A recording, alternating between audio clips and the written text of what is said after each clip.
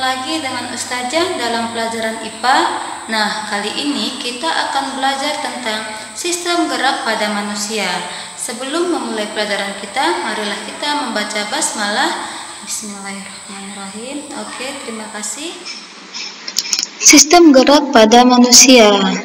Nah, ketika berolahraga, kita pasti melakukan gerakan seperti meloncat, berlari, dan berjalan. Gerakan yang kita lakukan merupakan hasil dari sistem gerak. Nah, apa saja yang menyusun sistem gerak pada manusia? Untuk menjawab pertanyaan tersebut, mari saksikan video berikut. Yang selanjutnya, struktur sistem gerak pada manusia. Tulang memiliki fungsi sebagai penyusun rangka tubuh. Itu adalah fungsi utama dari tulang. Tulang yang menyusun rangka tubuh manusia jumlahnya sangat banyak, lebih kurang 200 buah dan terdiri dari beberapa jenis. Jumlah tulang pada anak-anak berbeda dengan jumlah tulang pada manusia dewasa. Nah, untuk mempelajari perbedaan tulang, di sini Ustazah akan menyampaikan yang pertama jenis tulang. Yang pertama yaitu kartilago atau tulang rawan. Tulang rawan ini bersifat kenyal dan lentur. Nah, tulang rawan ini terdiri dari selaput tulang rawan atau perikondrium dan pembentuk tulang rawan atau kondroblas. Jenis tulang yang kedua yaitu osteon atau tulang sejati. Kalau tulang rawan bersifat kenyal dan lentur, maka osteon bersifat keras. Struktur tulang osteon dibagi menjadi 4 bagian. Yang pertama, osteoprogenator, yaitu sel-sel tulang rawan yang bersifat khusus. Osteoprogenator terdapat di sebelah bagian luar membran yang disebut periosteum. Yang kedua, osteoblas. Osteoblas adalah sel tulang muda yang pada proses terbentuknya tulang akan membentuk osteosit. Osteosit ini adalah sel-sel yang telah dewasa. Osteoblas berasal dari monosit. Osteoblas banyak ditemukan di sekitar permukaan tulang yang berfungsi untuk merawat dan memperbaiki tulang serta berperan pada proses perkembangan tulang. Yang selanjutnya, proses pembentukan tulang atau disebut dengan osifikasi. Nah, perhatikan gambar.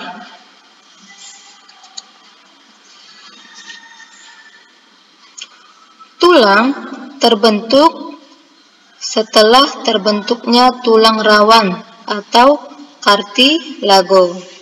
Setelah kartilago terbentuk, bagian dalamnya akan berongga. Ini rongganya. Seluruh rongga ini akan terisi oleh osteoblas. Kemudian, osteoblas akan mengisi keseluruhan rongga jaringan tulang rawan ini untuk kemudian membentuk sel-sel tulang. Ini dia. Jadi osteoblas ini mengisi seluruh rongga pada tulang.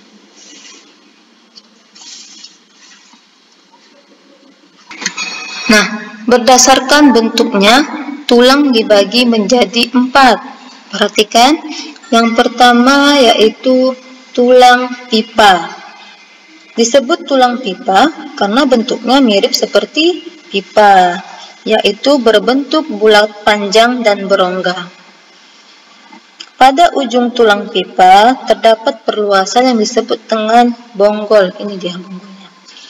Bonggol ini berfungsi sebagai penghubung antar tulang. Ini ya. Contoh tulang pipa di tubuh kita yaitu ada di tulang betis, tulang pengumpil, dan tulang hasta. Selanjutnya, tulang pipi. Diberikan nama tulang pipi ya karena tulangnya berbentuk pipi atau gepeng yang di dalamnya berongga seperti spons. Tulang pipi tersusun atas dua lempengan tulang, yaitu lempengan tulang kompak dan lempengan tulang spons. Tulang pipi terdapat pada tulang belikat, tulang tengkorak, dan tulang rusuk. Bentuk yang ketiga yaitu tulang pendek. Nampak dari gambarnya. Tulang pendek dinamakan karena bentuknya yang bulat dan pendek. Terdapat pada pangkal kaki, pangkal lengan, dan ruas-ruas tulang punggung. Terdapat jenis tulang pendek berikut ini. Yang selanjutnya yaitu tulang tidak beraturan. Biasa dijumpai pada tulang rahang atas dan rahang bawah. Fungsi tulang. Di awal tadi, Ustazah sudah menjelaskan bahwa fungsi utama tulang yaitu penyusun rangka tubuh. Nah, masih banyak lagi fungsi-fungsi tulang, yaitu yang pertama, memberi bentuk tubuh. Yang kedua, pelindung organ tubuh yang vital. Yang ketiga, penahan atau penegak tubuh. Yang keempat, tempat pembentukan sel darah. Dan yang selanjutnya, tempat menyimpan mineral, terutama kalsium dan fosfor. Yang keenam, tempat menyimpan cadangan lemak di sumsum kuning. Dan yang terakhir, tempat melekatnya otot. Selanjutnya, hubungan antar tulang atau persendian.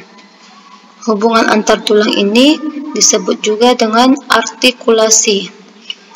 Untuk bisa bergerak, pada hubungan antar tulang terdapat struktur yang khusus yang disebut dengan sendi. Proses terbentuknya sendi diawali dengan membengkaknya kartilago. Kartilago tadi apa? Ya, tulang rawan. Lalu, kedua ujung tulang rawan diliputi jaringan ikat.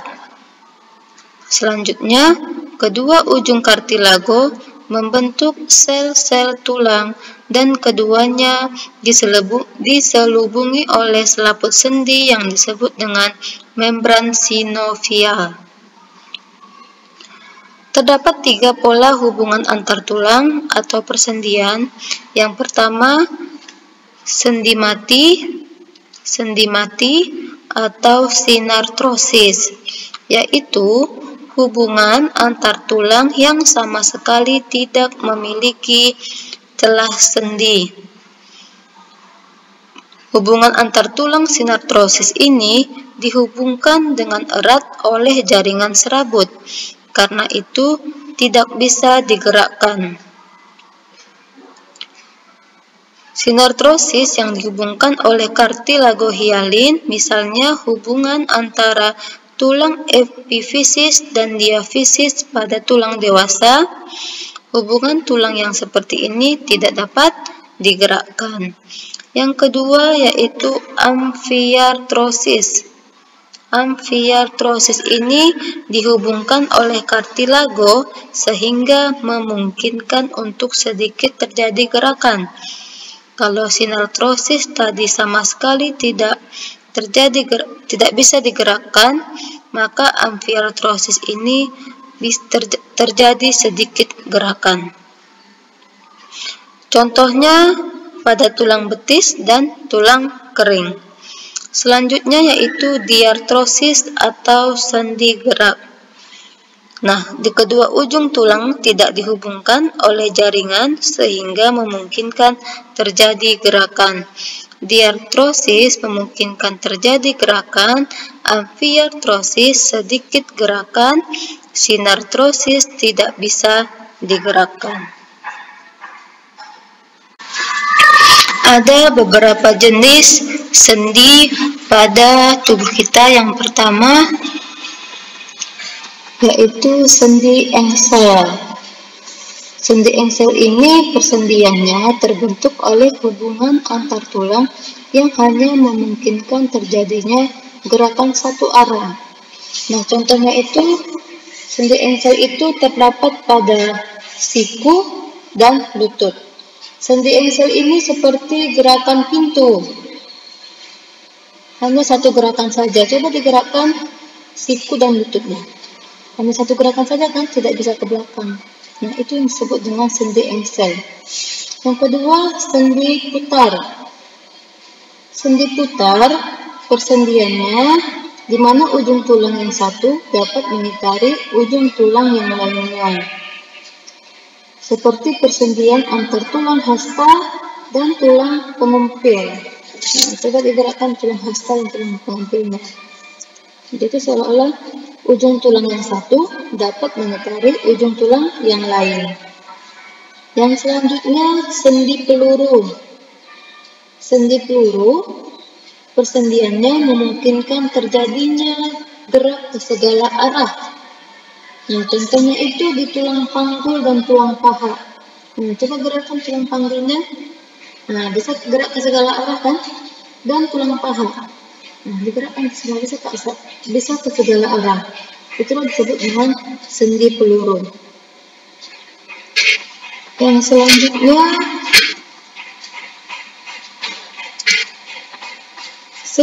sendi kondyloid atau elipsoid. Ini gerakannya berporos dua, yaitu gerak ke kiri dan gerak ke kanan, maju mundur, dan ke muka ke belakang. Nah, ini terdapat pada tulang pengumpil dan tulang pergelangan tangan. Maju mundur, digerakkan tangannya ya, digerakkan tulang pergelangan tangannya. Yang kedua, yang selanjutnya yaitu sendi geser dan sendi pelana. Sendi pelana ini terdapat pada tulang telapak tangan dan pangkal ibu jari. Telapak tangan dan pangkal ibu jari. Ini gerakannya kedua arah, antar tulang yang memungkinkan gerakannya kedua arah.